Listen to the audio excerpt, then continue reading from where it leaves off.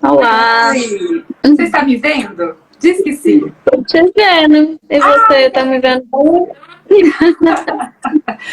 Porque nas últimas edições dessa série, eu tô com um problema.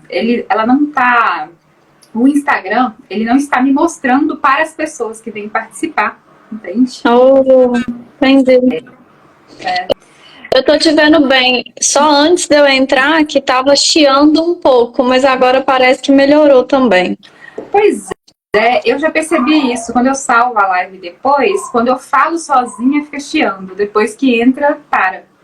É, Como o Instagram está notificando ainda as pessoas que a gente está ao vivo, eu vou começar já. Ai, eu sei que é seu esposo. o meu digníssimo. Está aqui. Então já vamos pedir. Paulo, seja bem-vindo. Aproveita para compartilhar essa live com mais pessoas. Dá o like no coraçãozinho para poder notificar mais pessoas. Nós já estamos aqui para conhecer a história inspiradora da Camila, entender também quais são seus desafios, liderando pessoas, também aprendizados que você pode compartilhar com a gente. Enquanto mais pessoas vão chegando, Camila, já quero te agradecer por ter aceitado este convite. Eu sei que a sua rotina, com certeza, né, é extremamente atarefada. Nós nos conhecemos e eu tenho você, Camila, como se alguém me perguntar assim, apresente para mim, Camila, e diga uma palavra para descrevê-la. Eu utilizaria a palavra profissionalismo. Você é uma pessoa que, de fato, quando eu penso em você, eu penso em profissionalismo. E é muito importante a gente trazer aqui mulheres com jornadas, com diferentes carreiras, né, e configurações de rotinas. Então, te trazer, né, com esse peso do profissionalismo e também estando hoje na posição de gestora, que traz uma carga de responsabilidade tão grande, né, na nossa rotina, é muito importante para a gente poder aprender também um pouquinho com você e se inspirar na sua história. Então, feita a minha Eu que agradeço. Eu que agradeço o convite, Aline. É um prazer, uma honra. Eu que acompanhei o inicinho do projeto, né? Quando você me fez o convite, eu falei assim, gente, eu tô desde o inicinho acompanhando o projeto Pessoa Melhor com a Aline. Lembro da logo, né, antiga, que era a moça com eram uns borboletas, enfim, os passarinhos saindo assim da cabeça. E tenho muito orgulho de ver a trajetória que você trilhou desde então, com certeza com muita competência, todo o merecimento de chegar onde chegou. Então, assim, eu que agradeço o convite, é uma honra estar aqui compartilhando um pouquinho. E se eu puder ajudar uma pessoa que seja, né, compartilhando aqui as minhas vivências, já terá sido ótimo. Ah, perfeito. Obrigada, Camila. Queria te pedir para começar, Camila, contando um pouquinho da sua história pra gente. E aqui eu deixo bem aberto, se você quiser contar desde contar pra gente onde você nasceu, se você é de Belo Horizonte ou não, se você veio para cá, como que foi esse processo, a escolha da sua carreira profissional, da sua formação inicial, só para dar uma introdução para a gente em relação ao início da sua história mesmo. Claro. Eu sou de Belo Horizonte, né, mineirinha. Agora eu tenho visitado muitos clientes, depois eu vou chegar nesse ponto, mas assim, é perceptível o jeitinho mineiro. A gente que é daqui às vezes não percebe, mas os clientes de fora falam assim, o sotaque mineirinho. Então, nasci aqui em Belo Horizonte, sim. E a escolha profissional, eu acho que, assim como é para todo mundo, foi uma escolha muito precoce, muito cedo, né, Aline? A gente, no ensino médio, não tem muito conhecimento da vida mesmo, das possibilidades, do mercado. Então, foi muito no sentido de aptidão, né? Quais matérias eu tenho mais aptidão, com que eu me identifico mais em termos de das matérias que a gente vivia na escola ali, matemática, física, química, e combinado ali com uma situação de qual carreira está em alta, qual carreira tem o maior potencial aqui de sucesso.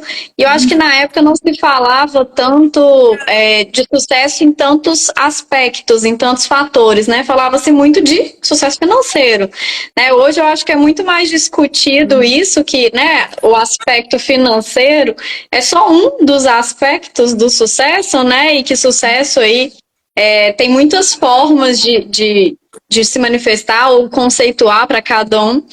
Mas eu formei em 2008 na escola.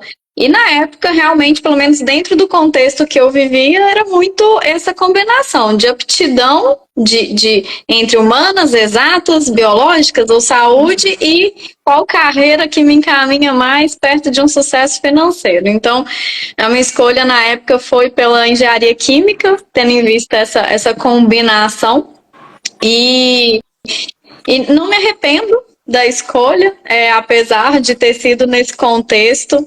Eu tenho um colega que está até aqui no live, Matheus, e tem uma frase dele da época da faculdade que me marcou muito, que ele fala que a gente vivencia a universidade ou a faculdade para aprender onde procurar respostas. A gente não sai dali com as respostas prontas, muitas vezes. E foi muito isso, assim, a minha jornada na faculdade, na engenharia química, foi muito de desenvolvimento de um pensamento crítico, de um pensamento lógico, e mesmo de relacionamento relacional ali em diferentes ambientes, numa empresa júnior, num estágio mais acadêmico, num estágio numa indústria, me permitiu ali desenvolver habilidades que, independente de atuar ou não na área de engenharia química, são super pertinentes hoje, assim. Então, de forma alguma, me arrependo da escolha. Foram 5 anos muito bem vividos lá em Viçosa, na Universidade Federal de Viçosa. Tive uma turma ótima lá, assim, fiz amigos para a vida e realmente consegui desenvolver habilidades muito importantes. Eu acho que já naquele momento identifiquei que tinha a parte acadêmica, mas ia olhar para o mercado, a parte prática. Então, eu passei por um estágio mais acadêmico, mas eu vivenciei a cultura de uma empresa júnior.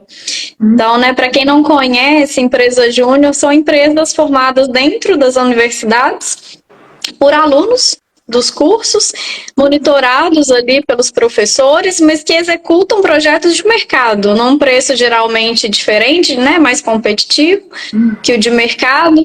Então, ali foi o meu primeiro contato, digamos assim, com o mercado mesmo. E já despertou algumas sementinhas que eu colho, na verdade, aí os frutos até hoje, né? A parte de projetos, a parte de gestão. Então, apesar de não atuar com a engenharia química, foi um período de muito aprendizado, assim, de muito conhecimento, de muito amadurecimento. Porque até então morava em casa com o pai, com a mãe, né? E aí, de repente, você sai para o mundo, deixa eu ver como é que eu vou me virar sozinha em outra cidade. Então, assim, amadurecimento não só realmente em termos profissionais ou acadêmicos, mas também de vida pessoal, né? E foi uma experiência muito rica ali. Então, eu falo muito aqui, tá, Aline? Se deixar, eu vou ficar aqui falando sozinha. Mas essa é a intenção aqui. Verdade mesmo. Na minha jornada, no meu caso foi um pouco diferente do seu, porque eu sempre, na verdade, eu sempre quis fazer a universidade, né, fazer uma graduação, mas eu já tinha o sonho de fazer uma formação específica e na época eu não fiz por vários fatores, né, de limitações, de contexto familiar e tudo mais, e acabei fazendo uma faculdade por oportunidade, né, que eu entrei em administração primeiro. Eu não entrei nem em jornalismo, eu migrei para jornalismo porque uma jornalista na empresa que eu trabalhava, porque eu comecei a trabalhar com 17 anos, ela viu meu talento para a escrita e me chamou para atuar no setor dela e acabei ali gostando muito daquilo e fazendo aquela migração. Eu não tive tanto essa vivência que você teve, sabe? Da universidade. Sim. Eu tive muito mais no mestrado. Hoje eu não trabalho como jornalista, né, que foi a minha formação a princípio. No entanto, todos os aprendizados que eu tive ali, questões técnicas, são recursos que eu ainda ativo hoje. E ativei em vários momentos da minha jornada. Inclusive, você falou que começou a acompanhar a Pessoa Melhor desde o início. O início Sim. da Pessoa Melhor foi o quê? Um blog e uma newsletter. A minha migração profissional, ela teve como start uma produção de conteúdo com as técnicas de jornalismo, né? Então, é muito importante mesmo a gente valorizar essa formação inicial. E você falou do seu início, desse seu início profissional, em que você já teve contato com questões de projeto, né? Então, que é um trabalho que você faz hoje. Como se desenvolveu de lá para cá? Eu acho que nunca é muito linear, né, Aline? A gente pensa assim, eu vou por esse caminho e aí você sai ali da faculdade e não vai dar tudo certo. Então, eu saí, eu me formei, participei dos processos trainees, então assim, não, né, deixei de mão a engenharia química de cara, de forma alguma, ainda tentei ali ingressar nesse universo, em função dos processos trainees. Mas eu também percebi rapidamente que eu não tinha um currículo competitivo, né? Que eu não tinha ali, às vezes, grandes chances de ter sucesso naquele processo. E não foi uma coisa que eu deixei... Lógico que isso gera uma frustração, né? Um momento de frustração, tipo, poxa, esperava que isso fosse funcionar, mas eu não deixei de me paralisar também. Então, eu comecei a abrir o olhar para outras oportunidades e entender se o meu caminho não é em trainees de indústria ou na engenharia química mesmo, nas oportunidades focadas de engenharia, quais outras oportunidades aí eu posso encarar de forma positiva, considerando a experiência, pouca experiência que eu tive até aqui, mas que faz sentido. Então, assim, eu tive esse primeiro contato com gestão, projetos, um ambiente de negócios na empresa Júnior, mas depois que eu me formei, eu tive contato, né, minha primeira experiência profissional foi com o Sebrae. Tinha um edital de um projeto de inovação aberto, e a Aline tá rindo, gente, porque é onde a gente se conheceu, então ela teve essa vivência junto comigo lá. Era um projeto até então que tinha um formato, né? Atualmente ele tem outro formato, mas que exigia da gente ali diversas habilidades, porque começava com preciso prospectar ali 40 empresas que topem o desafio de desenvolver inovação. E aí a gente está falando de um cenário de pequenos empresários. Então, o próprio conceito de inovação, a dedicação a isso, era algo que talvez não fosse tão claro para mim na época e provavelmente não era para eles também, né? Era um processo de amadurecimento em conjunto meu com os empresários ali sobre o contexto de inovação em pequenas empresas. Muitas vezes a gente estava falando de inovação para um empresário que não fazia nem controle financeiro. Então, como é que eu vou falar de inovação para um empresário que, em termos de gestão, não está fazendo ainda o básico, o arroz com feijão, digamos assim.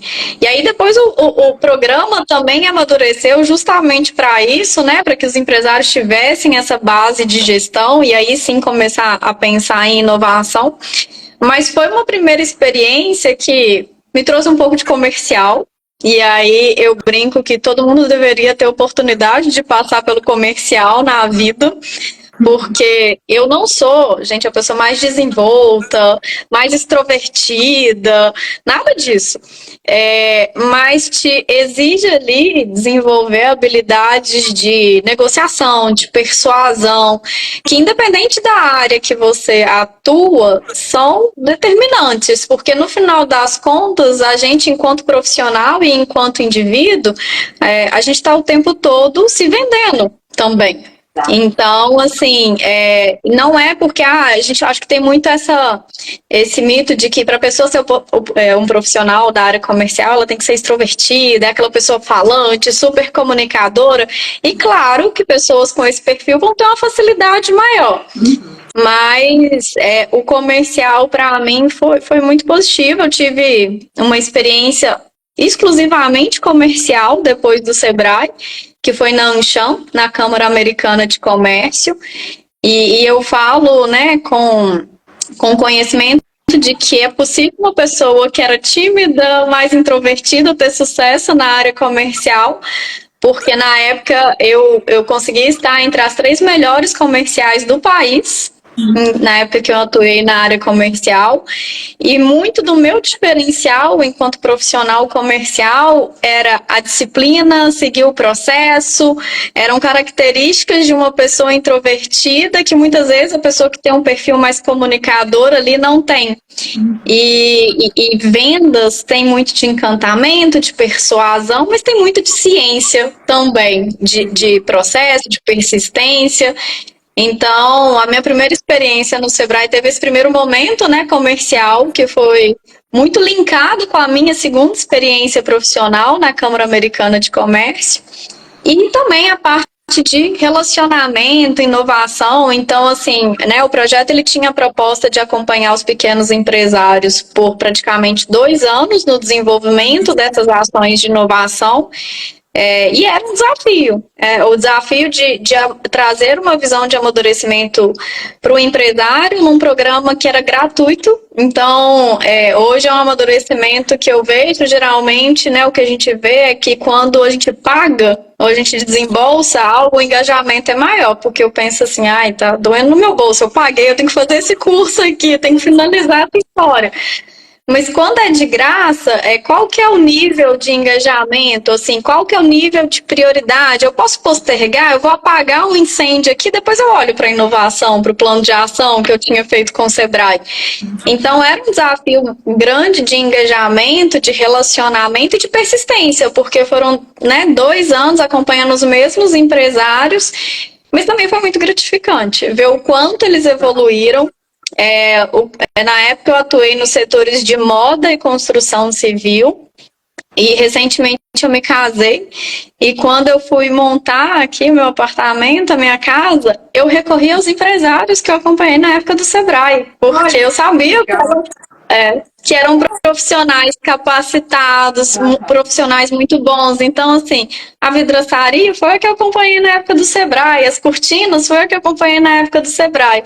E é muito gratificante ver que os negócios, eles ainda existem com prosperidade, porque são pequenos empresários que passaram por um momento aí super desafiador, num período de pandemia, de portas fechadas, né? E que ainda assim persistiram e estão prosperando. Então, eu fiz questão, inclusive, de falar isso com eles. Olha, eu chamei aqui porque eu confio em vocês, sei do trabalho de vocês e foi super legal. Então, essa primeira experiência profissional foi super enriquecedora, assim. Eu acho que eu não podia ter realmente começado a minha carreira profissional de forma melhor. O Sebrae é uma instituição muito, muito rica mesmo, muito completa. Acho que pouca gente entende todo o potencial de entrega que o Sebrae tem para o pequeno empresário de uma forma muito acessível, né? Para mim também foi uma experiência assim, extremamente enriquecedora, exatamente por esses aspectos que você trouxe, né? Foi uma formação mesmo para a gente em relação ao processo de consultoria, atendimento, prospecção. Você tem que lidar com o cliente, manter ele engajado, né, ao longo de tanto tempo ali, né? Sim. E foi extremamente desafiador no início. Você realmente ir para a rua, ter que prospectar pessoas, ter que convencer pessoas. E você falou também da importância de vendas, te formar e te ajudar a desenvolver outras competências, né? Por mais que eu não fosse uma pessoa muito comunicativa, ali, algumas das minhas habilidades naturais, você tem problema de falar qual que é o seu perfil do DISC ou não? Nossa, Aline, já tem um tempo que eu fiz o DISC, tá? Hoje, né, tô na Group Software, que é uma empresa de tecnologia, e a gente usa uma ferramenta, né, de análise, e eu sei que nessa ferramenta eu sou analista planejadora. Eu não sei qual que é a correspondência no DISC, mas o meu perfil, dentre os 4, que é comunicador, executor, analista e planejador, o meu predominante é analista planejador. Eu te perguntei só porque você falou da questão do comunicador. Por mais que eu não tenha um perfil muito comunicativo, as minhas habilidades, né, que me destacaram ali, eu consegui ficar entre os 3 nacionais, e ao mesmo tempo te ajuda a desenvolver habilidades. Sim. Isso que é uma quebra, né, de paradigma quando a gente pensa em vendas, né, que de fato essas habilidades que não são do perfil que geralmente se pensa ser o melhor para um vendedor, ele se destaca também, que são as características do analista, né, pessoa com perfil mais analista. E, ao mesmo tempo, vendas, quando a gente fala de vendas, a gente está falando de uma competência que desenvolve tantas outras competências. Sim. Desenvolve a nossa oratória, gestão da emoção, as questões que você trouxe, né, que estão dentro da oratória ali, que é persuasão, né, enfim, negociação, gerenciamento de conflitos. De fato, é uma escola muito rica para qualquer outra atividade que você vai realizar. Sim. E é tudo degrau pro caminho de liderança, sabe? Quando a gente olha esse momento da minha jornada e fala assim, tá nesse momento de liderança, mas todas essas experiências que eu tô relatando contribuíram de alguma forma em habilidades para permitir que eu esteja onde eu estou mesmo. E aí, igual eu falei, não é de forma linear. Né? A gente não pensa mais, por exemplo, não seguir aquele caminho convencional de um analista júnior de uma área específica, analista pleno, sênior, supervisor, coordenador, gerente. Não, a minha jornada ela é muito múltipla, assim mesmo, e um dos pontos que eu acho que foi um diferencial nisso é realmente ter esse olhar de todas essas experiências estão me agregando ou me agregam de alguma forma. Então, eu dificilmente sou a pessoa que vai falar não para um desafio. Né? Isso acontece, eu já estou na Group Software, já tem 5 anos, eu brinco que eu já fiz quase um job rotation lá dentro, eu já passei por muitas áreas desde que eu entrei, mas eu só estou onde eu estou por conta do sim que eu falei mesmo. Às vezes a gente fala um sim com receio ali de, nossa, será que isso vai dar certo? Será que isso faz sentido dentro desse contexto? E lógico que tem momentos de vida, né? Eu fiz um curso, você fez também, né? O da Nilma, o branding, de branding, de persona, e ela falava que chega um certo ponto da vida que você vai falar mais não do que sim. E ok, realmente esse momento chega. Mas até você chegar nesse ponto, sim, são importantes para as vivências, para a construção de experiência, desenvolvimento de habilidade. E ter essa mentalidade, essa visão, eu vejo que foi um dos pontos cruciais para me trazer realmente aí para uma posição, né, para um cargo de liderança atualmente. Que ótimo que você fez esse gancho, porque você falou que você, depois de Sebrae, foi para a Anshan e lá você estava mais nessa atuação de um comercial, mais ativo. E da Anshan, você já entrou na Group Software. Group Software. Isso. E você disse que a sua carreira lá não foi linear, né? Não. Explica melhor, só para eu entender como que foi esse processo.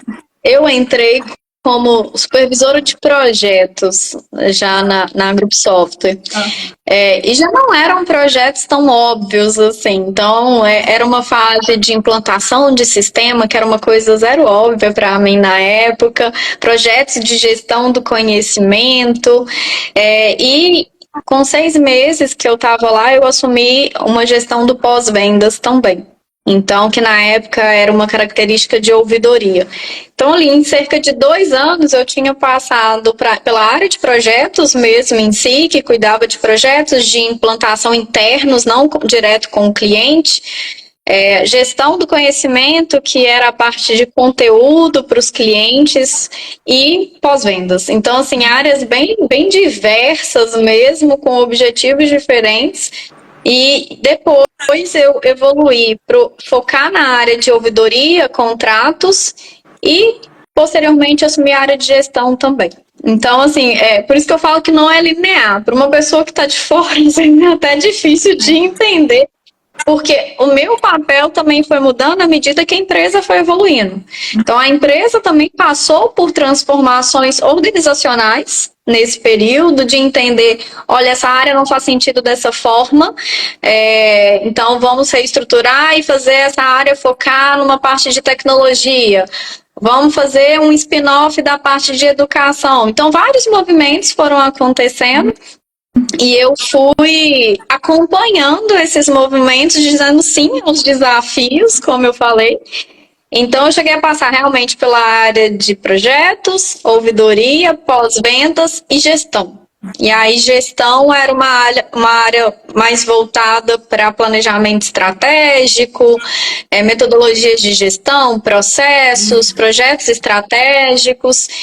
E, mais recentemente, assumi o desafio aí como gerente de operações. E aí é um outro desafio mais focado em suporte, desenho de processos de suporte, implantação, relacionamento com o cliente, né? Comentei lá no início, tenho visitado alguns clientes, então é realmente uma jornada muito múltipla, mas muito rica. Me permitiu ter uma visão sistêmica da empresa em 5 anos. Eu brinco que é tipo 5 que parece 50, mas porque foi intenso. São muitas vivências, mas me capacitou para estar onde eu estou, assim, e ser capaz de falar, assim, para esses novos desafios. Essa sua fala, ela é tão significativa, Camila, quando você diz assim, me capacitou. Foram 50 anos em 5, e essa jornada me capacitou para eu estar onde estou. Sim. E na última conversa que eu tive aqui, na nossa série de lives, a gente falou sobre esse conceito, né, de autoconfiança. E você se sentir confiante para estar onde você está hoje, é muito importante a gente destacar que a autoconfiança, ela tem a ver com o desenvolvimento das nossas habilidades. Então, se você foi cumprindo cada etapa da sua jornada e se sentindo mais confiante a cada sim que você deu, né, para os desafios, ao invés de rejeitá-los, né, fala assim, eu tô com medo, mas vou dar esse sim. E aí essa é a primeira etapa de capacita, você tá mais confiante, aí vai para a próxima, para a próxima, para a próxima. Você de fato chega, né, nesse lugar que você tá hoje, se sentindo muito mais capaz. Muito fala de um papel de liderança, mas o papel de liderança ele traz consigo ali uma questão de autoridade, mas não a autoridade que a gente está acostumado a relacionar com poder, né? A gente tem muito esse viés de autoridade é poder. E eu vejo que na prática está muito mais relacionada a conhecimento e a exemplo. Eu só consigo ter um papel de autoridade, digamos assim, de referência, a partir do momento que eu sou exemplo daquilo que eu estou falando e a partir do momento que eu tenho conhecimento para estar naquele lugar, né? Que eu passei por um processo que valida aquilo. Então, dentro de uma jornada de liderança, eu não conquisto, né, a autoridade porque eu assumi o papel de liderança. Né? Eu não sou uma liderança porque eu tenho título de supervisão ou de gerência. Eu sou liderança porque as pessoas me reconhecem como tal. E isso vem dessa construção de conhecimento, de experiência, de ser exemplo para a equipe daquilo que você está propondo. Eu tenho um valor muito forte comigo e eu falo isso muito num contexto profissional que é o da coerência. Eu nem uso o termo justiça. Uma vez, num ambiente profissional, a gente estava falando isso, mas isso é justo, isso não é justo. E aí a gente entrou assim, gente, justiça é um conceito muito relativo. Às vezes eu considero que é justo, mas para você não é justo. Então, justiça é muito do seu filtro, do que a sua visão de mundo. Agora, coerência... Desculpa, vocês voltaram a me enxergar? Eu acho que eu... Voltou. Então tá. Coerência não. Coerência é eu falar assim, gente, eu tô falando X, eu ajo de acordo com X e eu espero X das pessoas. Então, assim, é um valor que eu tenho muito forte na minha jornada, é realmente essa questão da coerência, sabe? Isso, para mim, reflete nessa percepção de liderança também. É muito complicado você ter confiança, desenvolver confiança e admiração por um líder que não é coerente.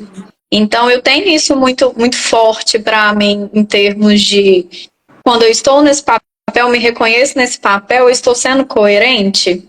E de ter a humildade de reconhecer quando você não é. E falar assim, nossa, eu falhei nisso aqui, deixa eu me corrigir. Não tem como eu cobrar do outro aquilo que eu não aplico, né? Faço.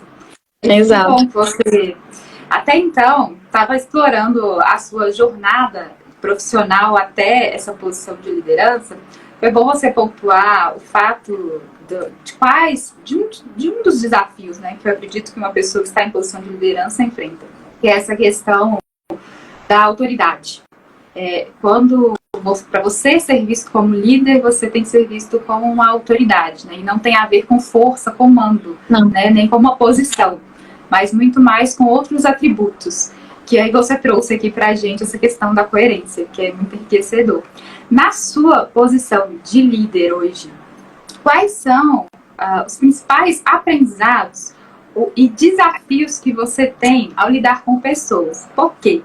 Nessa série, vou só complementar para quem está assistindo entender.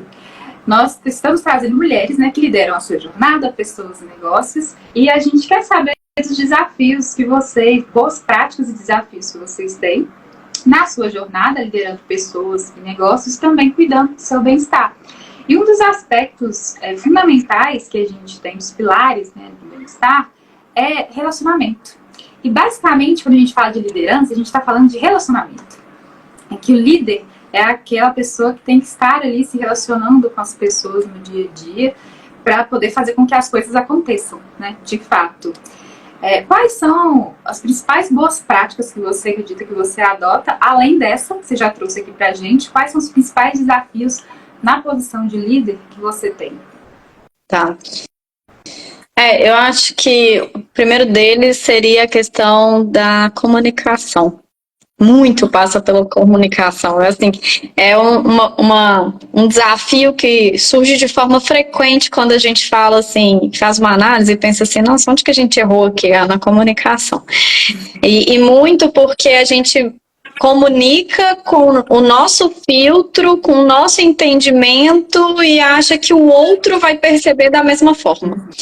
Então, eu como analista planejadora, né, no perfil lá da técnica, eu tenho uma comunicação que é mais direta, que é mais objetiva, e nem todo mundo tem essa mesma perspectiva, esse mesmo filtro. Então, um dos meus primeiros desafios é a forma como eu me comunico. Como eu estou me comunicando? Eu tendo a ser clara. Clareza é um ponto importante na comunicação. Eu tendo a ser clara, mas às vezes, além da clareza, eu tendo a ser objetiva demais. E como que isso está impactando e refletindo no outro? Como que ele está percebendo isso? Então, é o meu primeiro desafio, assim, gestão de pessoas, não tenho certeza, é o principal desafio de um líder. Eu tenho que enfatizar porque eu me identifico com você nessa questão, porque o que eu já tive de problema de comunicação por conta dessa objetividade, que para quem tem um perfil mais analista, né, para você está sendo objetivo, direto, para o outro pode soar agressivo, frio, não é algo nesse sentido? É uma habilidade cognitiva que a gente tem que ter, uma empatia tão grande para poder fazer esse processo que você falou, que é de perceber como que o que eu estou falando está chegando. Com certeza você sabe que, de fato, esse não é um problema só seu nem meu. É geral. Qualquer pessoa que está numa posição de liderança, comunicação é realmente crucial, né? Pode seguir. Não, eu ia falar que é isso, assim, de aprender a modelar a comunicação, e aí de deixar muito claro que modelar não é manipular, não é ocultar, mas de realmente quais palavras eu escolho, como eu comunico isso, o momento em que eu comunico isso, tudo isso impacta no resultado final. E aí, um segundo aspecto de equilibrar, que é assim, eu estou num cargo de liderança, naturalmente vai me ser exigido o resultado. Não adianta eu achar que, nossa, eu tô aqui nesse cargo de liderança, que coisa boa, vai ficar tudo bem. Enfim, e o resultado? O resultado, ele precisa vir e é natural do cargo de liderança. Então, como equilibrar essa entrega de resultado com engajamento, motivação, que passa pela parte de comunicação. E aí, para mim, isso também é um desafio, porque eu sou uma pessoa, eu acho que qualquer processo de transição para a liderança passa muito disso, que é sair dessa visão do individual, de isso funciona para mim, mas não necessariamente funciona para o outro. Então, a comunicação é uma parte disso, mas a motivação também é uma parte disso. Eu sempre fui uma pessoa automotivada, digamos assim. Lógico que a gente tem momentos aí, né, que uma conversa, um desabafo, super ajuda, eu brinco, é um cafezinho super faturado, né? Ir lá na cafeteria, tomar um cafezinho super faturado, ajuda a colocar as coisas em perspectiva. Mas eu tenho isso da automotivação, eu não tenho essa necessidade constante de ter um aspecto externo, uma pessoa de fora me motivando. Mas nem todo mundo é assim também. Então, como líder, de reconhecer os diferentes gatilhos de motivação das pessoas. Porque tem gente que é motivado por dinheiro, mas tem gente que é motivado por status, tem gente que é motivado por evolução, por desenvolvimento, por conhecimento. Como reconhecer isso nas pessoas? Então, é um segundo aspecto aí de liderança que também é desafiador, é identificar aí o que engaja, o que motiva cada um e conseguir desenvolver a pessoa dentro desse aspecto também, né, da motivação, de buscar aquilo que é importante para ela e conciliar isso com o interesse da empresa, porque como eu falei, não adianta eu também ter uma equipe super engajada e motivada se isso não está alinhado com o resultado da empresa, no resultado que é esperado, né, de entrega daquela área. Então, para mim, esse é um segundo ponto importante, comunicação e motivação.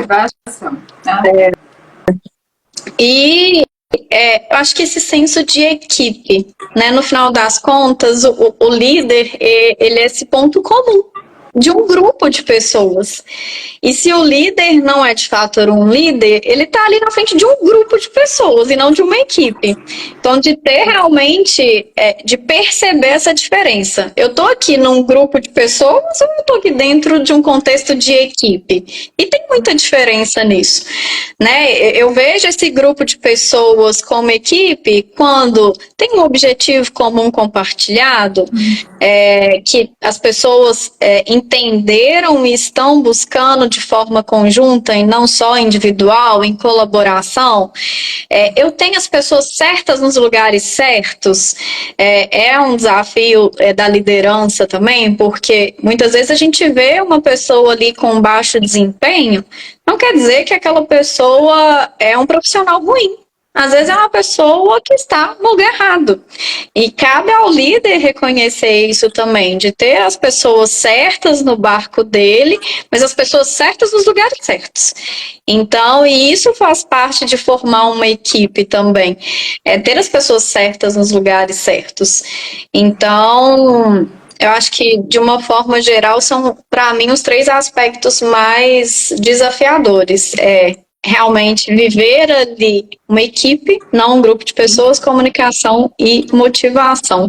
Quando eu falo de gestão de pessoas. E aí, lógico que isso se multiplica muito, né, Aline, no dia a dia, assim, conseguir, enquanto liderança, conciliar todas todas as entregas que você tem que fazer, as análises, igual eu falei, tenho um perfil analista planejador, então sou muito boa da análise de números, faço análise de números com muita facilidade, com muita frequência, mas eu preciso conciliar isso com conversas frequentes com a minha equipe, fazer o one-on-one, ajudar nesse desenvolvimento, garantir que as pessoas realmente que estão vivenciando aquilo ali comigo, elas saiam dali no momento que saírem, que forem evoluir, ou se elas ficam ali dentro daquele contexto, que elas possam perceber essa evolução, esse desenvolvimento, esse orgulho mesmo de estar entregando e de pertencer àquilo, né?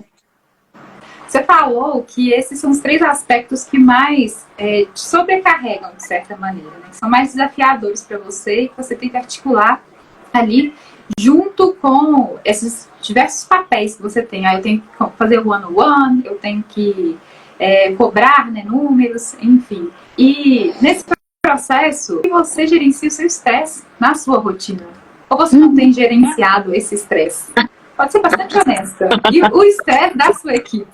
Você tem alguma técnica, metodologia, recurso ou não? Assim, sendo sincera, eu acho que o meu próprio gerenciamento pode melhorar. Sempre pode, né, Aline? Mas eu nunca fui uma pessoa muito da atividade física, ou de ter ritos de bem-estar, como você bem fala aí, na pessoa melhor. E eu tenho trazido isso de uma forma um pouco mais consciente para a minha rotina mesmo. Não que eu seja ainda constante ou realmente, nossa, é uma coisa que eu não abro mão, não cheguei nesse nível ainda. Então, por exemplo, eu passei por um mês de fevereiro em que eu olho as minhas metas aqui de bem-estar e eu falo, meu Deus, eu não fiz nada, por isso que todo dia Mas de ter a consciência, pelo menos, de eu desviei dessa rota e agora eu preciso voltar. Antes que haja um preço a ser pago por essa falta de cuidado comigo mesmo. Então, isso passa pelo exercício físico, é algo que não é natural meu, não é algo que eu falo assim, nossa, eu gosto de exercício físico, eu gosto de fazer esportes. Não, nunca foi. Eu sempre fui a menina que da educação física eu preferia os jogos de tabuleiro do que praticar o esporte, mas eu entendi a importância da atividade física, do aeróbico, para controle de ansiedade, para essa gestão da emoção. E o autoconhecimento mesmo, eu acho que faz muita diferença quando a gente reconhece as próprias emoções. Então, até um certo momento da minha jornada, é quase que como eu estivesse num piloto automático ali. Eu ia vivendo, eu ia fazendo. Hoje eu consigo ser muito mais consciente, perceber muito mais rápido, antes que aquilo gere um impacto, digamos assim, de opa, eu tô ficando mais ansiosa. Opa, eu tô mais cansada, eu preciso descansar mais essa semana. Então, esse autoconhecimento contribuiu muito nesse processo mesmo. E às vezes não é autoconhecimento no sentido... Às vezes a gente escuta muita gente falando disso, né? Um processo de autoconhecimento. E eu mesma era a pessoa que falava assim, nossa, mas isso é muito profundo, eu nem sei essas respostas, eu nem sei como é que eu chego nisso. Mas de realmente começar a ser mais consciente. Eu acho que essa virada de sair do piloto automático para a consciência já é um primeiro passo gigante e que faz já muita diferença. E aí depois você vai aprendendo, eu consegui reconhecer essa emoção, como eu lido com ela então. E às vezes eu não lido, né, gente? Porque, né, não sou tão evoluída. Mas, assim, eu aprendo a lidar na maioria das vezes. E de conseguir ali agir antes que a emoção tome conta de uma forma negativa, digamos assim. Perfeito. Esse termo que você utilizou aqui, sair do piloto automático, de fato, Camila, quando a gente fala autoconhecimento, né? É um termo tão amplo que pode mais gerar confusão na cabeça das pessoas do que clareza, e também gera aquela sensação, muitas vezes, assim, de que parece coisa de gente good vibes, lelê, que tem tempo para ficar aí pensando sobre a vida. Eu preciso trabalhar, não tenho tempo para ficar conhecendo, não. Mas, na realidade, a maneira mais fácil, né, entre aspas, da gente se conhecer, e é uma ferramenta, assim, de gerenciamento do estresse, é a gente praticar essa autopercepção, né, estar mais presente pra gente mesmo. Que é isso que você falou, essa consciência. Me preocupa, sabe? Eu converso com muitas lideranças, que agora estou nesse processo de levar bem-estar para as líderes, né, mulheres. E existe hoje ainda um conhecimento muito superficial sobre o que é o bem-estar, né? E como que isso impacta na qualidade mesmo da liderança no dia a dia. Você mencionou vários aspectos aqui que te geram estresse e vários comportamentos que você já adota que, de certa maneira, eles são gerenciamento de estresse. Então, a maneira como eu lido com conflitos, a comunicação assertiva é uma ferramenta de gerenciamento de estresse. O gerenciamento de conflitos de forma assertiva é gerenciamento de estresse, além das outras questões que a gente geralmente tem mais conhecimento, sabe? Que são as práticas de atividade física, o gerenciamento das nossas próprias emoções. E quando a gente fala disso, não é de maneira nenhuma, gostei que você trouxe aqui, eu não sou... algumas emoções eu não acolho, né? Eu não lido. Porque, né, meio que sou perfeita. E é isso mesmo. Não é que é pra gente ser perfeita, né? Não é que você vai conseguir o tempo todo comunicar de forma assertiva. Não é que você vai conseguir o tempo todo gerenciar um conflito de forma totalmente equilibrada. Não é o tempo todo que você vai fazer a sua ginástica lá, de repente você vai ter um período que você vai estar viajando, você vai ter que romper ali com o seu cronograma. Mas quanto mais a gente, seja na posição de liderança, né, como ser humano mesmo, mas especialmente, né, se a gente está numa posição de liderança, a gente consegue adotar essas práticas na nossa rotina para a gente conseguir estar mais equilibrado, mais centrado, lidar melhor com as situações, a gente, com certeza, reduz muito os gatilhos de estresse ou lida muito melhor com eles no nosso dia a dia, né, ao desenvolver essas competências. No final das contas, eu acho que, né, dois comentários. Primeiro, a gente às vezes tem a percepção que gerenciamento de estresse é uma coisa que vai ser intuitiva. É quase assim, não, eu vou controlar. É igual um meme que eu vi ontem que falava assim, falei com meu marido que eu estava ansiosa e ele respondeu assim, não, vai ficar tudo bem. Ganhou um prêmio Nobel, resolveu se dar. Não é assim, né? Não é eu falando com um colaborador, olha, vai ficar tudo bem que eu gerenciei o estresse dele, né? Então, assim, eu acho que o primeiro ponto que a gente tem de conscientização é que tem técnica, que tem conhecimento sobre isso. E que muitas vezes fazer de uma forma intuitiva não vai surtir o efeito esperado mesmo. Porque a gente é complexo, né? O ser humano é complexo, a mente é complexa, a gente não conhece tudo que a pessoa vive e nós, enquanto lideranças, não temos formação de psicólogos, então a gente não consegue fazer, às vezes, a leitura do que está acontecendo, do que a pessoa está vivendo de forma correta. Então, eu acho que é o primeiro ponto, a gente realmente precisa se conscientizar que não é uma frase ali que vai resolver uma ansiedade ou gerenciar um estresse, né? E eu acho que o segundo ponto o líder ele tem que ter essa consciência que é perceptível pela equipe, pelo colaborador, no ambiente, quando ele não está no seu equilíbrio, digamos assim, se é possível falar de equilíbrio, né? Enfim, quando ele não está ali gerenciando as suas emoções, isso reflete. O colaborador, a equipe, eles percebem e acaba gerando uma insegurança, porque se no final das contas o meu líder não está confiante, o meu líder não está ali com um planejamento ou uma execução em que ele acredita que as coisas vão melhorar. Ou o meu líder não tem ali a visão dessa situação a ponto de me direcionar, de me mostrar qual o melhor caminho, de me apoiar nisso aqui. Isso reflete, é inevitável, por mais que a gente tente disfarçar. É quase igual aquela história de que cachorro sente quando tem pessoas com medo, e eu sou essa pessoa, e parece que realmente sente. Eu morro de medo de cachorro, e parece que eles pressentem, assim, eles chegam perto de mim.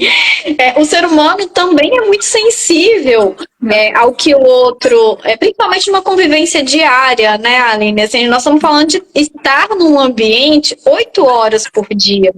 Então, assim, as pessoas percebem, elas vão te conhecendo, elas entendem ali, e isso vira uma série de gatilhos ali de estresse mesmo, de ansiedade. Então, uma das práticas que eu faço também, que você tinha me perguntado de boas práticas, acho que o primeiro é estar presente. O líder precisa estar presente no ambiente que os liderados estão vivenciando. Então, hoje eu tenho uma equipe de mais de 30 pessoas e eu sento lá no meio deles. Então, eu estou escutando o que está acontecendo, eu estou vendo o movimento, se uma pessoa se altera, se uma pessoa sai de uma forma repentina, eu estou vendo aquilo acontecendo. E eu estou vendo na minha perspectiva. Não tem ninguém me relatando aquilo. Então, o estar presente é importante por isso, porque é a sua visão sobre o que está acontecendo. Ah, Camila, você é 100% presente? Não, ninguém é 100% presente. Eu faço um bocado de reunião, então, assim, tem a ausência das reuniões que são necessárias para um cargo de liderança. Eu visito cliente, então eu fico uma semana fora. Mas de uma forma geral, assim, na maior parte do tempo, eu estou presente. A pessoa sabe que eu estou ali. No sentido de poder contar com aquela presença, e a presença de se envolver com o que está acontecendo. Não adianta só eu estar sentada ali também. Eu preciso estar presente, perceber e me envolver quando for o caso de se envolver. E quando surge ali uma situação que é de crise, ou uma situação de estresse, você, enquanto liderança, reconhecer que talvez você seja a pessoa mais capacitada para lidar com aquela situação e assumir isso para você mesmo. Lógico que tem um processo de desenvolvimento de pessoas, e a gente precisa desenvolver as pessoas para que elas sejam capazes de lidar com aquilo numa situação futura, mas às vezes naquele momento ela não está, e não adianta eu exigir que a pessoa fique ali, se expor naquilo, sem estar preparada ou capacitada para aquilo. Então, um outro ponto da questão da liderança é a gente enxergar que é responsabilidade. No final das contas, quais são as minhas responsabilidades em relação à minha equipe? Eu tenho uma série de responsabilidades que eles contam comigo. Então, hoje, por exemplo, lidando muito com o cliente, eu tenho muita situação de, Camila, o cliente está tritado, o cliente está bravo, como eu lido?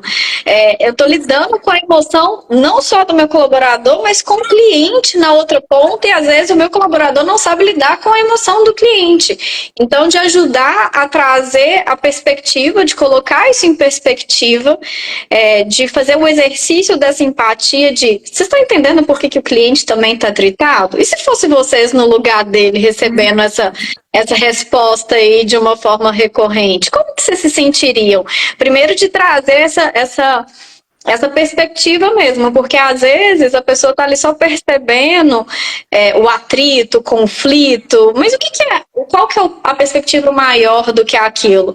E se chega num ponto em que é necessário intervir, não fugir do que é sua responsabilidade mesmo, assim, enquanto líder, sabe? Então, são boas práticas aí que eu acho que fazem realmente diferença quando você perguntou em gestão de estresse, gestão de conflito, num papel de liderança. Quando a gente fala de liderança, você está falando muito de uma pessoa que tem que ter muita sensibilidade, tem que ter a firmeza para se posicionar nos momentos que você precisa ser extremamente assertivo, porque eu acredito que muitas vezes existe o erro de se cair nos extremos, ou é o líder autoritário, não tem autoridade, né? Ou é o líder muito fofo, amigo da galera, gente boa, que não sabe navegar pelo papel dele, né, que de fato é conseguir acolher quando é necessário acolher, e também ser firme quando ele precisa ser firme. E para tudo isso Sim. precisa ter essa sensibilidade, né, de perceber os movimentos ali, que foi o que você mencionou. Ele precisa estar presente, como você disse, essa palavra é ótima, estar presente. Primeiro para ele mesmo, né? Para ele conseguir se perceber e depois para conseguir gerenciar esse ambiente. E não é tarefa fácil, né, Camila? Não. É difícil todo dia. Hoje de manhã a gente teve uma sessão de coach e eu estava refletindo nisso. Eu falei, gente, são muitos aspectos. É muito fácil da gente falhar. E a gente vai falhar mesmo. Eu acho que esse é um outro aspecto que a gente não falou aqui, mas que é da vulnerabilidade. Então, hoje, não adianta eu me pintar como uma super heroína que vai resolver tudo, que vai ser a melhor em tudo, por que não? Né? Hoje, eu tenho uma equipe que, por exemplo, tecnicamente, em termos de produto, sabe muito mais do que eu sei. Isso é inquestionável. E eu sou transparente com o cliente de falar isso, olha, você precisa ser na minha equipe, eles vão te ajudar melhor do que eu, tecnicamente. E eu tenho líderes que estão na minha equipe também, que são muito melhores em vários aspectos do que eu sou.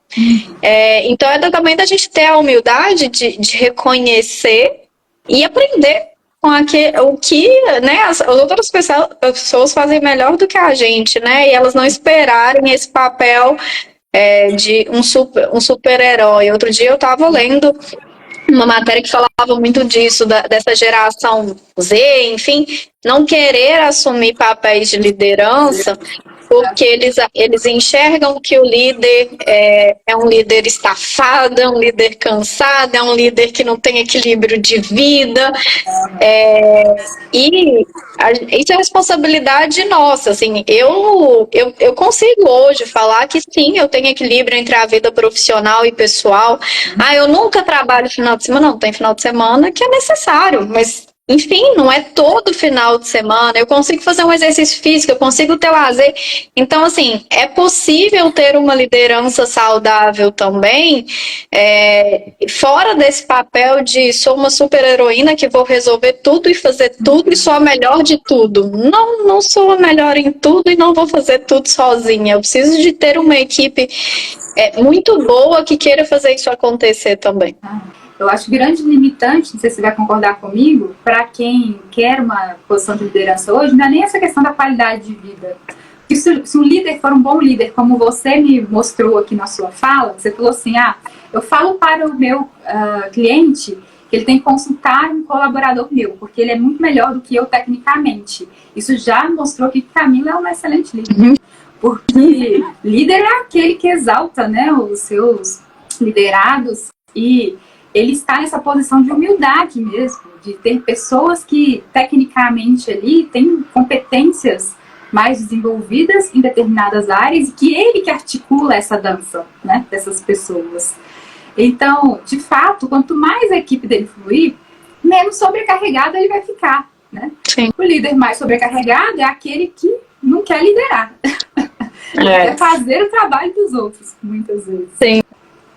Agora, pode falar. Eu comentar que vem muito de habilidades complementares, né? Quando você tem uma equipe que te complementa em habilidades, né? Igual eu falei, eu tenho um perfil analista planejador.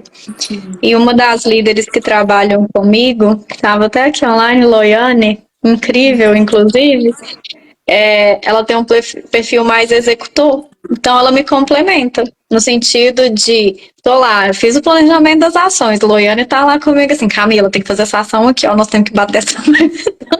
Então, a gente, enquanto time, se complementa nas habilidades mesmo, e um líder montar um time consciente dessa forma, que é um outro desafio, né? Isso eu tenho trabalhado muito na Grupo, que é muito também diferente os desafios quando você é líder de líder, né? Igual no meu caso de que eu assumi agora a questão da gerência, então tenho as supervisoras, do quando você é líder da pessoa que está mais na ponta do operacional. São objetivos diferentes, habilidades diferentes, desafios diferentes. E eu, principalmente agora, enquanto líder de líder, tenho buscado líderes que realmente me complementam, assim, que trazem outras perspectivas, que me cobrem ali do tipo, nós temos que fazer desse jeito, isso está ficando para trás, isso não está certo, porque é nisso que a gente vai construindo,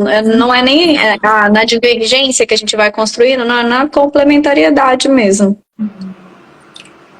Fantástico isso que você colocou. Porque um time, né, de fato, ele se constitui quando as pessoas estão colaborando. E essa complementariedade ela é essencial para que essa colaboração de fato aconteça, né? Com certeza. Camila, você é representante de um grupo aqui muito importante, do público que nós atendemos. Nós temos mulheres aqui, que são, em geral, todas as mulheres que estão aqui, elas são mulheres que têm mais foco no desenvolvimento profissional, intelectual, e que nessa jornada delas, elas precisam articular diversas responsabilidades. No seu caso, você precisa articular a responsabilidade da liderança. Já trouxe sobre as mulheres que articulam família, muitas vezes ali, né, filhos, quando eu falo família, essa questão no dia a dia. No seu caso específico, quais são os seus desafios, de repente, boas práticas que você tem hoje? Ou se você não tiver, pode falar que você não tem mesmo. Que o nosso objetivo aqui é pegar as boas práticas para serem reproduzidas e os desafios para eu te ajudar a resolver eles, se for o caso. E outras lideranças e outras mulheres também. Né? Como que você lida com o seu bem-estar, ou você não consegue? Acho que ainda tem um bom caminho pela frente, assim, mas dentre o que eu já faço, primeiro ter um entendimento que são escolhas, né? Ali no final das contas, eu preciso escolher. Eu comentei aqui no início, por exemplo, fevereiro foi um mês em que eu evidenciei e foquei mais no trabalho. Estava viajando, visitando cliente, e aí, às vezes, o exercício físico era algo que ficava um pouco de lado. Mas, eu consegui promover bem-estar, me propondo a conhecer ali um restaurante novo, sair para uma cafeteria com uma amiga, ali logo depois do trabalho, para poder realmente ter um momento ali de descompressão, de cuidado, de bem-estar, porque às vezes a gente traz pro cuidado muito do individual, né? Que é assim, a atividade física, a meditação, a yoga, o skincare, o sono, tudo isso é muito importante. Mas muitas vezes o bem-estar, ele vem no meu caso, tá? De compartilhar. De uma conversa que eu tenho com o meu marido, um desabafo que eu faço com ele, um café, igual eu brinquei, um café super faturado que eu vou tomar com uma amiga, um restaurante novo que eu vou conhecer. Então, de realmente fazer escolhas e não se martirizar por aquilo que você deixou de lado mesmo, porque também não adianta eu fazer a escolha e falar, ai meu Deus, não tô fazendo isso, e aí isso vai gerar uma aflição, uma ansiedade, e não adiantou de nada a escolha. Então eu acho que quando você faz, assim, o que funciona bem pra mim é fazer essas escolhas conscientes. Então, ok, fevereiro não foi um mês bom para atividade física, mas não posso ficar assim pra sempre, então março voltei à atividade física, e aí eu deixo de, às vezes, fazer outras coisas. Então, eu acho que ter consciência que são escolhas, que não vai dar para fazer tudo o tempo todo, porque acontecem coisas não previstas. Então, eu, como analista planejadora, tendo a sofrer, né? Dar aqui meu planozinho, mas agora, de repente, aconteceu um negócio que eu não estava prevendo e vai ter que sair totalmente fora da minha rotina. Então, não adianta também eu tornar isso rígido. Isso foi um trabalho que eu fiz muito comigo, muito do meu perfil, que é essa questão de trabalhar a rigidez. Talvez seja um pouco do seu perfil, pelo que a gente já compartilhou também. A gente tende a ser rígida, né? Pelo menos, eu tento ser rígida comigo mesmo, rígida com os outros, e a rigidez é um ponto assim, bem desafiador. É um trabalho constante que eu faço comigo mesma, de também não me apegar nessa rigidez. Nem a rigidez de seguir o plano, nem a rigidez de que eu tenho que fazer todos os aspectos do autocuidado. Eu tenho que beber água, eu tenho que fazer atividade física, eu tenho que socializar, eu tenho que muitas coisas, né? Então, de realmente se libertar um pouco dessa rigidez mesmo. E talvez isso tenha sido um dos maiores avanços em termos de boas práticas e bem-estar que eu tenha tido. Fantástico. Eu achei super interessante você colocar, assim, de repente, seja algo que nós compartilhamos, porque, de fato, no meu padrão de personalidade, né, você me conheceu na transição ali. Quando eu ainda tinha o cabelo lisinho, né, eu usava preto, verde musgo, só cores extremamente escuras, e ainda era conhecida na universidade como a Aline do Metal. Naquela época, eu era uma pessoa extremamente rígida mesmo, sabe? E eu me identifico muito com essa fala sua, extremamente rígida comigo e com os outros. E rigidez em várias questões, essa autocobrança muito forte de si, né, do outro. E no meu processo ali, nós nos conhecemos, foi quando eu cortei o cabelo, comecei a usar floral e tudo mais, aquela rigidez, ela começou a se desfazer por conta de ter começado a acessar, né, os conteúdos de autoconhecimento, né, e aí comecei a virar ali uma Aline meio good vibe naquela fase. Então, na verdade, eu falo que eu saí da rigidez extrema e comecei a ficar soft extremo. Eu naveguei pelos dois extremos. E hoje eu estou aqui, né, tentando manter este estado de centramento, né, como você também está, né, sendo flexível, né, consigo mesmo. Até que nessa parte, Camila, eu não entrei tanto, sabe, dessa rigidez do eu preciso fazer tudo do autocuidado por conta disso, de já ter entrado no autocuidado, Aline good vibes, floral, né, estar saindo da minha rigidez. Mas eu me identifico demais com você em relação do perfil de personalidade, dessa rigidez, em relação ao processo. Inclusive, recentemente, teve uma moça que veio trabalhar comigo que eu tinha que falar para ela qual é o seu processo de trabalho. Ela não conseguia explicar o processo. Aí eu falei assim, vamos abrir uma pastinha aqui. E aí eu mostrei um processo que eu tinha, então vamos seguir esse processo? Porque, do contrário, eu não ia conseguir trabalhar com ela por conta dessa rigidez. Até na nossa fala, né, a gente tem essa fala que início, meio, fim, né? Se eu vou te contar a história, eu quero contar ela do início, meio, fim. Ela não vai vir do meio para o início, para o fim. Uma rigidez. É um aspecto que não some, né, Aline, né? Assim, de repente não sou rígida mais. Não, você vai entendendo e diluindo aquilo. E é um pouco também da gente não negar a nossa própria personalidade. Isso é uma outra coisa que eu vi como boa prática, que era quase assim, nossa, mas eu sou tímida, eu sou introvertida. Era uma coisa que vinha com um peso negativo, entendeu?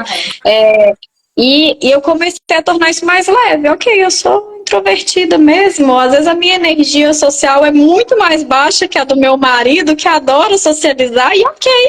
Né? Eu tenho que fazer ali um certo esforço que ele não tem, para ele é mais natural, mas é de personalidade. Então também é da gente se tratar com mais leveza, ter esse olhar do desenvolvimento, não posso, né, me apegar à síndrome de Gabriela, eu nasci assim, cresci assim, vou morrer assim. Mas também não se julgar a ponto de tudo virar um peso, a sua personalidade virar um peso. Você fala assim, nossa, mas eu sou assim, isso é ruim. Ok, não, eu preciso desenvolver, mas tem partes da personalidade que são positivas também, né? E como você mencionou no início da nossa conversa, quando você falou da questão de vendas, né? Na verdade, todo traço de personalidade nosso, que é uma força, ele também é uma fraqueza. Depende da intensidade com a qual a gente usa ele. Então, essa questão dessa rigidez, muitas vezes, né, da autocobrança, quando você fala da rigidez, eu já linkei com ser processual, Sim. a ver com, eu tenho que fazer tudo direitinho nos checklists ali, ou eu me cobro muito. Se cobrar é bom. Agora, virar um carrasco de si mesmo, sabota, né? Ser processual é ótimo, mas ser demais, muitas vezes, também vai nos prejudicar. Essa integração mesmo, né, de praticar a autoaceitação, usar essa força ao nosso favor, mas reconhecer, quanto mais presente, consciente, como você mesmo falou aqui, a gente tiver para a gente mesmo, mais a gente vai perceber no momento que a gente está sendo rígido demais, né, se cobrando demais. E essa questão da introversão também, de a gente não, para cargo de lideranças que você ocupa hoje, muitas vezes as pessoas podem ter essa falsa crença, né? Como que eu vou virar líder se sou uma pessoa introvertida? Sendo que, quando a gente vai pensar em características de uma boa liderança, muitas das características de uma boa liderança é de uma pessoa introvertida, que é a empatia, né? De você realmente estar ali presente, preocupado com o outro. Enfim, que fechamento maravilhoso o seu, Camila. Realmente fortalecendo as nossas forças aqui. É isso. Não ficar focado nas fraquezas, né? Exato. Trabalhar, né, acolher elas e utilizar elas como forças. Exato. Tem algum recado a mais que você queira deixar para a nossa audiência que está aqui, de alguma dica, boa prática, algo que você queria falar, eu não te perguntei, que você quer falar? Acho que assim, compartilhei muito aqui, eu acho que é acreditar no processo, né? Assim, acreditar que o processo é necessário, que ele não acontece da noite para o dia, que é preciso persistência, paciência, dedicação, para chegar, independente do objetivo, se é um objetivo de liderança, se é um CLT, se é um empreendedor, entender que é uma conquista e que o processo não pode ser visto como uma coisa ruim, né? É muito do quem eu quero ser e não necessariamente onde eu quero estar. Então, eu acho que o meu recado final é isso. Quem eu quero ser, quem eu quero me tornar para estar neste lugar no futuro, para ocupar este lugar no futuro. É focar realmente mais no ser do que no estar, porque aí o estar se torna uma consequência do ser. Nossa, se eu tivesse te pedido para falar algo aqui, a gente não teria combinado de uma maneira tão maravilhosa. Que fechamento maravilhoso, Camila, de verdade. Muito obrigada pelas suas palavras sábias aqui. Imagina. Por compartilhar o seu conhecimento com a gente, Camila. Você trouxe assim, vários aspectos muito importantes mesmo para quem está numa posição de liderança. Muito obrigada pelo convite. Reforço que fico muito feliz de ver o sucesso do Pessoa Melhor. Conte comigo para futuras caixinhas, futuras conversas. Foi muito bom, assim, reviver essa jornada aqui, compartilhar com vocês. Então, muito obrigada pelo convite. Foi uma delícia conversar aqui.